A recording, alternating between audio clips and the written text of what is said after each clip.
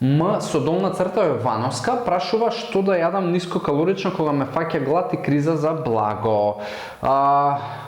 Марија, минатата недела одговарав на слично прашање као замена за благо. Искрено, мојот наједноставен одговор,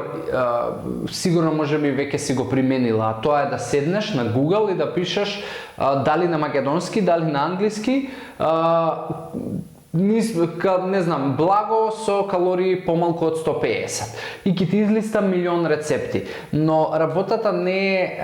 решението не е во тоа, затоа што многу луѓе кои што пребаруваат нискокалорично благо, мразат да губат време за да го подготват. У принцип нискокалоричните блага ги прават луѓе кои што веќе имаат здрав животен стил, кои што се хранат здраво, кои што имаат пасија и љубов кон тоа да приготвуваат и да прават и да измислуваат рецепти. Едноставно се креативни и уживаат да го одвојат времето во кујна, но повеќето од нас не сме такви. Особено можеби не за некои работи како благо, кое што претходно сум знаел дека ми е достапно у трепнување на око и ми било достапно да се симнам до продавници и да го купам и да се задоволам со благо, отколку да губам пола саат до саат за да имам некакво благо кое што ќе биде, нели, луѓето кои што сакаат благо имаат став дека ама тоа ќе биде не е такво благо како што моево тело или душа го сака. Затоа јас не би ти рекол да бараш рецепти за нискокалорично благо, туку да бараш рецепти и начин како да не дојдат кризите за благо.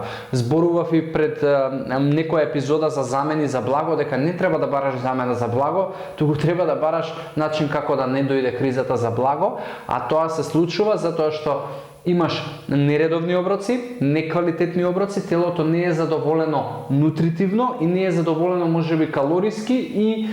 со вода, и тоа е огромен поттик да се случуваат флуктации на шекер во крв кои што се изразени со потреба за брза енергија. И таа потреба за брза енергија или носи да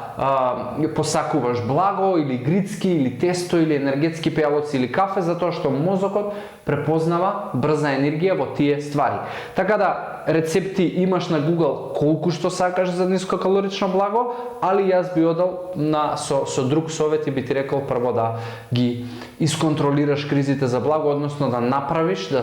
да вметнеш навики во твојот ден кои што нема воопшто да ти ги создаваат тие кризи за благо, затоа што тогаш е многу полесно да ги ракуваш.